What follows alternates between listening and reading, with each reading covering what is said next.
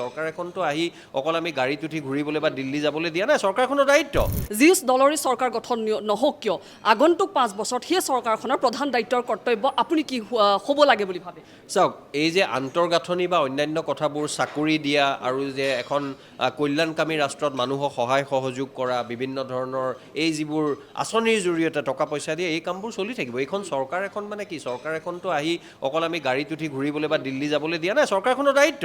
এজন মানুহে যেতিয়া চাকৰি পায় তেওঁ যদি অধ্যাপনাৰ বা অধ্যাপকৰ চাকৰি পায় তেওঁ পঢ়োৱাটো দায়িত্ব গৱেষণা কৰাটো দায়িত্ব এতিয়া মানুহ বৰ আচৰিত হৈ যায় যে চৰকাৰে ইমান ভাল কাম কৰিছে হয় আগৰ তুলনাত কিছু ভাল কাম এই ক্ষেত্ৰত কৰিছে কিন্তু আমি বিচাৰিম তেওঁলোকে অসমৰ মানুহক যিটো প্ৰতিশ্ৰুতি দিছে আৰু সময়ে সময়ে প্ৰতি সপ্তাহত দেওবাৰে তেওঁলোকে যেন নিজৰ যিখন ইস্তাহাৰ মেনিফেষ্টো এবাৰ পঢ়ে আৰু ইস্তাহাৰত লিখা 50% যদি তেওঁলোকে কৰি দেখুৱাব পাৰে মই ভাবোঁ অসমৰ মানুহে কিছু সকাহ পাব গতিকে মই তেওঁলোকক সেইটোৱে কৈছোঁ প্ৰতিটো দেওবাৰে আৰু দেওবাৰে নহ'লেও প্ৰতিটো মাহত অন্ততঃ এবাৰকৈ পঢ়ক আৰু কথাখিনি বলবৎ কৰিবলৈ চেষ্টা কৰক